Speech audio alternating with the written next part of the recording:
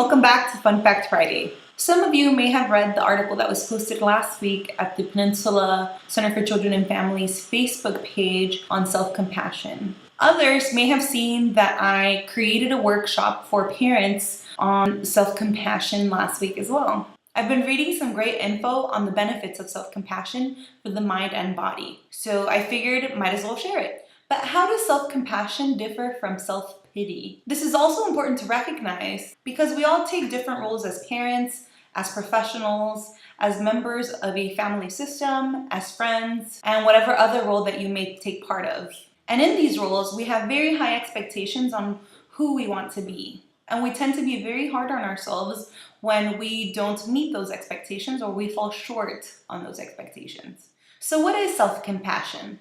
It's not about feeling sorry for yourself, but instead being kind to yourself and recognizing that there's a reason why you feel the way that you feel. Just ask yourself this question: do I talk to myself with the same tone as I would with a friend? Kristen Neff, a psychology professor at the University of Austin, did extensive research on self-compassion and emotional well-being. She has dedicated her academic life's work investigating self-compassion, which has helped her with one of the major life struggles she's had, which is having her son be diagnosed with autism. In reaction to all her research, she has created tons of meditations and exercises on self-compassion that has been backed up by all of her research. In her research, she has suggested that by practicing meditation or any of these exercises on self-compassion, these can all improve mental health. Self-compassion is a growing research topic that has shown a lot of great health benefits over the years. Researchers such as Jennifer Arch of the University of Colorado investigated stress reactions after a brief meditation on self-compassion. It was supported that a brief meditation on self-compassion can minimize markers of stress in the autonomic nervous system.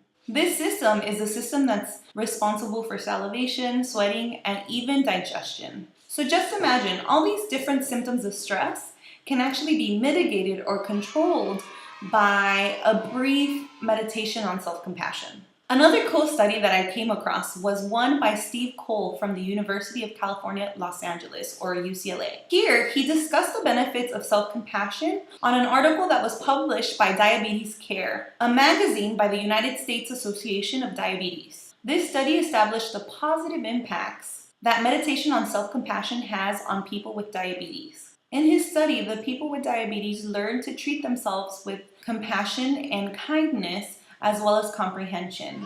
So much so that they were less likely to report feeling depressed. So how do we put self-compassion into practice? So it's about being kind to yourself and recognizing that the feelings that you have are likely there because of a reason. If you're feeling frustrated, recognize it and allow yourself to have that feeling.